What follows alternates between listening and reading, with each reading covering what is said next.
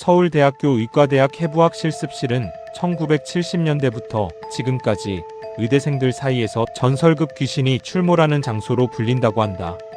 건물 자체가 오래됐고 지하층이나 3, 4층에 위치한 실습실들이 많아서 새벽에 혼자 남으면 공기 자체가 다르다고 한다.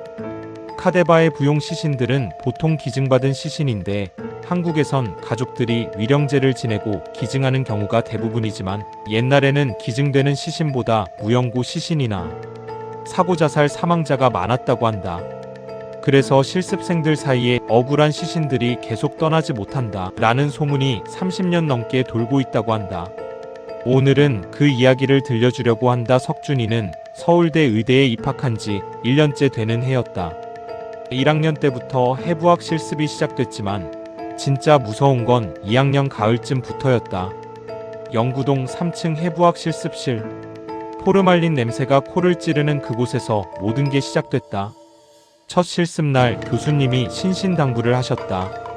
우리 앞에 있는 모든 시신들을 존중하라고. 천은 절대 함부로 벗기지 말아라고 강조하셨지만 학생들은 시체가 움직일 리 없잖아 하면서 예의 없게 낄낄댔다.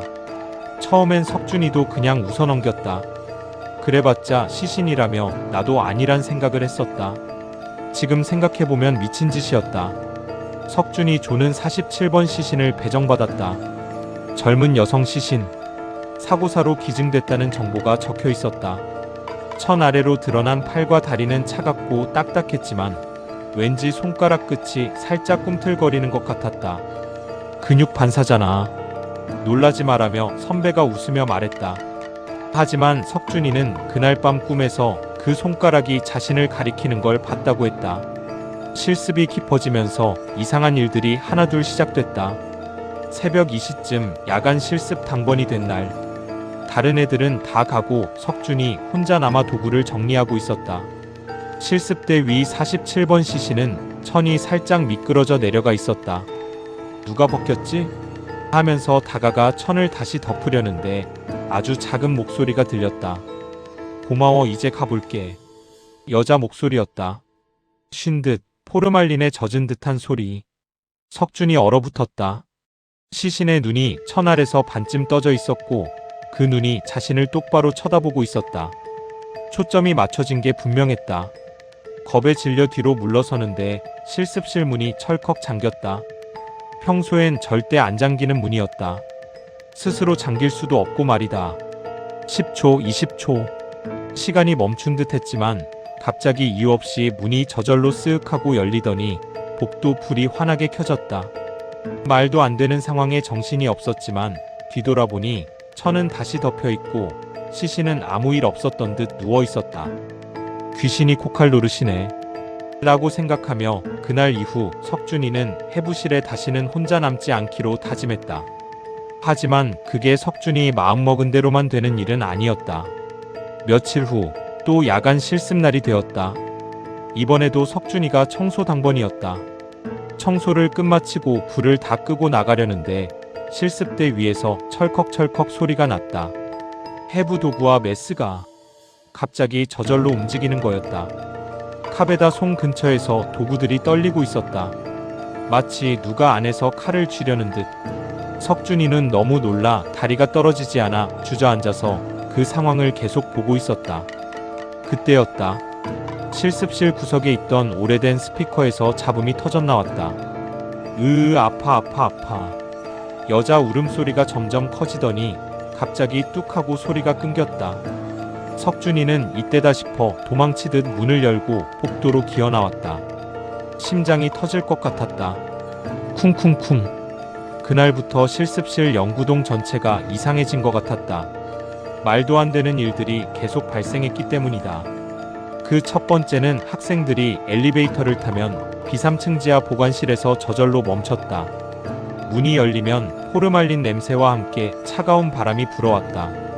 분명 눈앞에 아무도 없는데 엘리베이터 뒷유리에 창백한 여자 얼굴이 잠깐 비추고 젖은 머리, 입가에 핏자국 같은 게 번져 있었다.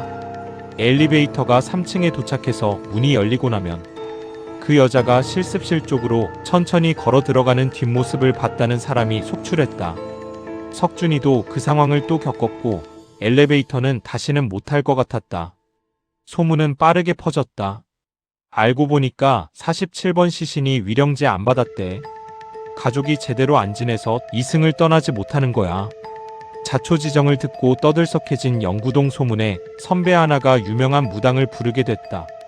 무당은 영구동에 와서 상황을 보더니 한마디 했다. 그러고는 말했다. 여자 원혼이 많아 영구동 전체가 싸늘하구나. 특히 47번 억울하게 죽어서 시신이 돼서도 고통받고 있어. 위령제 다시 지내야 해. 하지만 대학 측은 기증 절차 다 끝났으니 문제없다며 무당의 말을 무시했다. 그러나 사고는 계속됐다. 다음 실습 때 또 말도 안 되게 47번 시신의 팔이 뚝 하고 떨어졌다. 해부 중에 절단한 것도 아닌데 관절이 저절로 분리된 거였다. 교수님조차 당황해서 이건 처음 보는 일이라며 당혹감을 감추지 못했다. 47번은 그때 무당이 말한 대로 가족들이 위령제를 안 지내준 무영고 기증 시신이었다. 가족이 위령제 제대로 안 지냈다는 무당 말이 사실이었다. 석준이는 더 이상 참을 수 없었다. 친구들과 우리라도 위령제를 지내어 주자고 의견을 냈고 친구들은 이에 동의를 했다. 그날 늦은 저녁 몰래 친구들과 함께 실습실에 들어갔다. 새벽 3시 불을 다 끄고 촛불만 켜놓고 제사를 지냈다. 떡, 과일, 소주를 올리고 편히 가세요. 고맙습니다.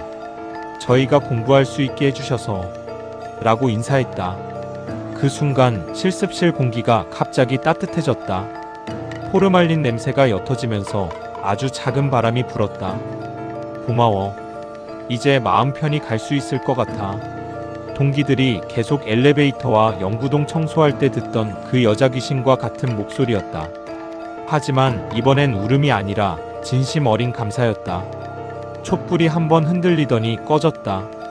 그리고 모든 게 조용해졌다. 그 후로 석준이는 해부실에서 이상한 일을 겪지 않았다. 47번 시신은 여전히 실습대에 누워 있었지만 손가락은 더 이상 꿈틀거리지 않았고 도구도 움직이지 않았다. 엘리베이터도 B3층에서 멈추지 않았다. 졸업 후에도 석준이는 그날 밤을 잊지 못했다. 꿈에 가끔 그 여자가 나타나서 미소 지으며 이제 진짜 가볼게라고 말한다. 하지만 그 미소는 이제 무섭지 않았다. 그냥 고마워하는 미소였다. 지금도 서울대 의과대학 영구동 3층 해부학 실습실에 가면 새벽에 혼자 남아있는 학생들이 가끔 아파 라는 목소리를 듣는다고 한다. 그건 어쩌면 아직 이승을 떠도는 상처받은 시신이 또 들어온 건 아닐까?